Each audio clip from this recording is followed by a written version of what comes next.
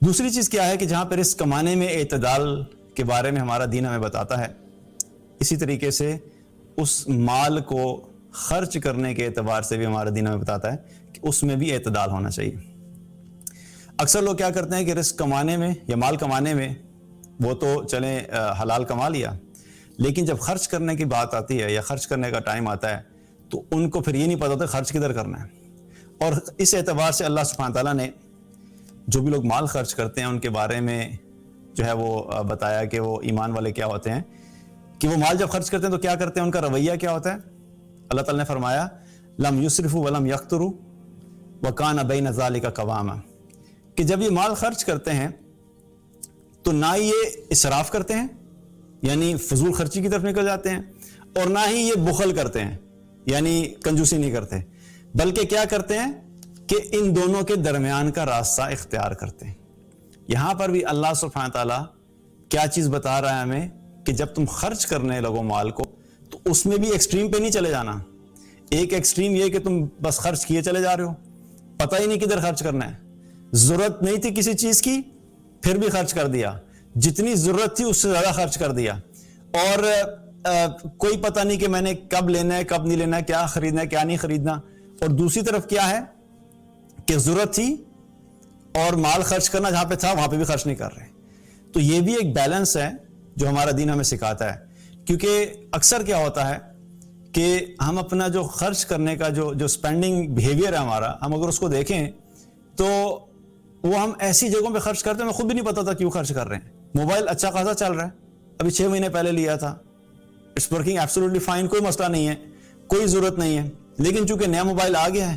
اور میرے پاس پیسے پڑے ہوئے ہیں، مجھے سمجھ نہیں آ رہی کیا کروں، میں نے سوچا نیا موبائل لے لیتا ہوں،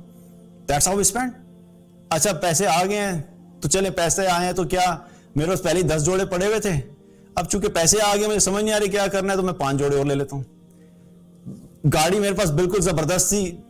ایبسولوٹلی فائن، میری کوئی اور ضرورت نہیں تھی اس گاڑی کے علاوہ، لیکن چونکہ میرے پیسے آئے ہیں تو میں سوچتا ہوں کہ چلو ایک اور گاڑی لے لیتے ہیں، بھائی ضرورت ہے نہیں ضرورت نہیں لیکن بس لے لیتے ہیں۔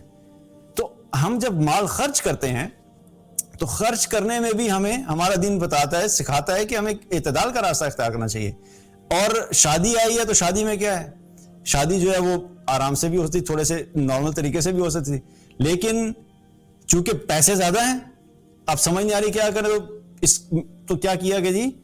دلہن کو 5 لاکھ روپے کا جوڑا بنا کے دے دیا، دولہا صاحب 7 لاکھ روپے کا سوٹ پہن رہے ہیں، اور اب تو خیر صرف کپڑوں تک کی بات نہیں رہی، اب تو ظاہر ہے وہ ایک دوسرے سے یونیک ہونے کے لیے مختلف طرح کے طریقے اپنائے جاتے ہیں۔ کوئی ہیلی کاپٹر سے نیچے اتر رہا ہے،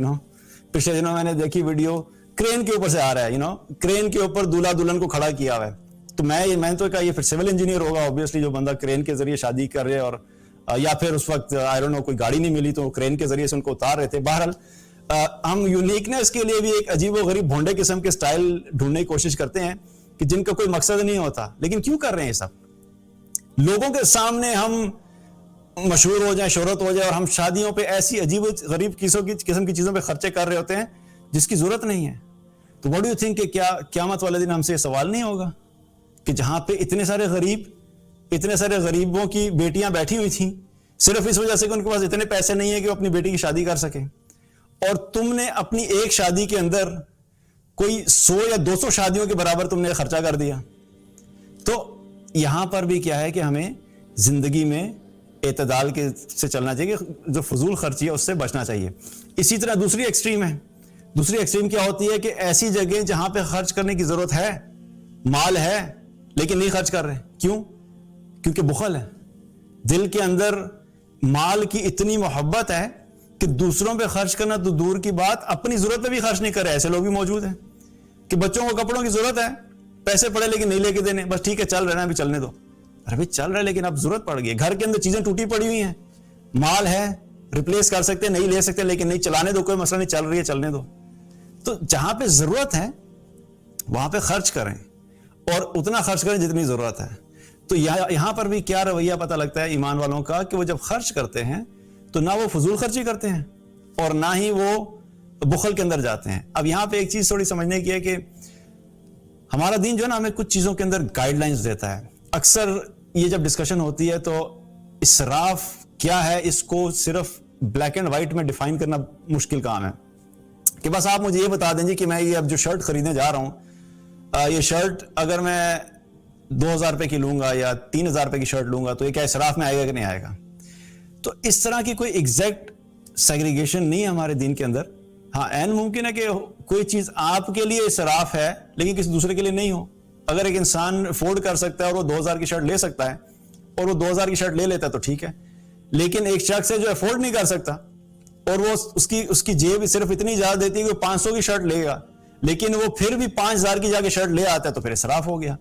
تو یہ چیز ہے کہ ہمیں اپنی ضرورت کو دیکھنا ہے کہ میری ضرورت کتنی ہے اور اس ضرورت کو پورا کرنے کے لیے مجھے جتنا ایک مناسب پیسے چاہیے اس میں اپنے ضرورت پوری کر لوں. کیونکہ یاد رکھیے کہ قیامت والے دن جو سوال ہوں گے ان سوالوں میں سے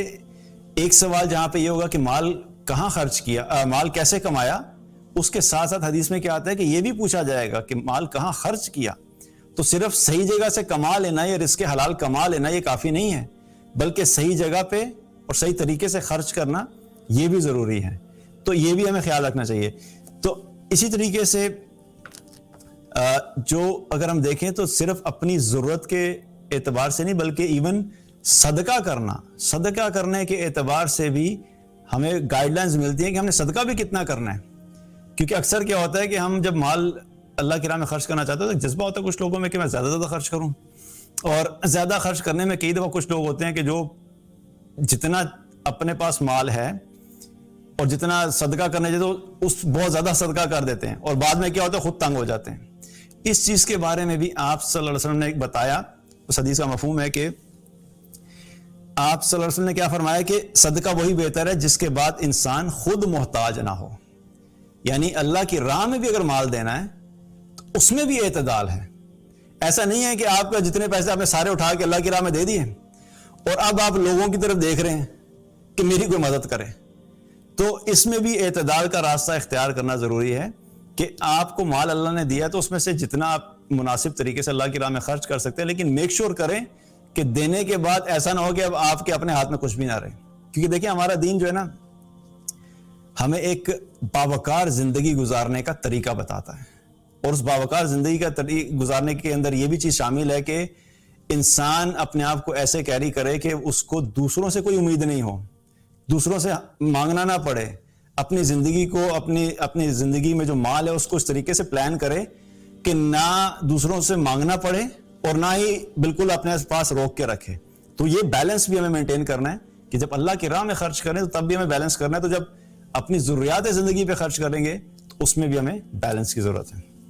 تو دوسری چیز کیا ہوگی؟ مال خرچ کرنا جو ہے اس کے بارے میں بھی ہمیں ہمارا دین جو ہے وہ بتاتا ہے اعتدال. اور یاد رکھیے کہ جو شخص اعتدال کے راستے پہ چلتا ہے اس کے لیے پھر زندگی آسان ہوتی ہے گزارنا، کیونکہ اس کا رویہ یہ ہوتا ہے کہ میرے پاس مال زیادہ ہے یا کم ہے، اس نے اپنی ضرورت کو آئیڈینٹیفائی کیا ہوتا ہے. میرے پاس مال زیادہ تھا تب بھی اتنے کی ایک شرٹ پہن رہا تھا، اب مال کم تھا تو زیادہ تھا اتنے کی شرٹ پہن رہا تھا، اب اور زیادہ آ گیا تو ابھی بھی میں شرٹ اتنے کی لیتا ہوں کیونکہ جتنی میری ضرورت تھی اتنی میرے لیے وہ کافی ہے. تو یہ ایک رویہ ہے کہ جب انسان اس طریقے سے زندگی گزارتا ہے تو اس کے لیے زندگی گزارنا بھی آسان ہوتی ہے.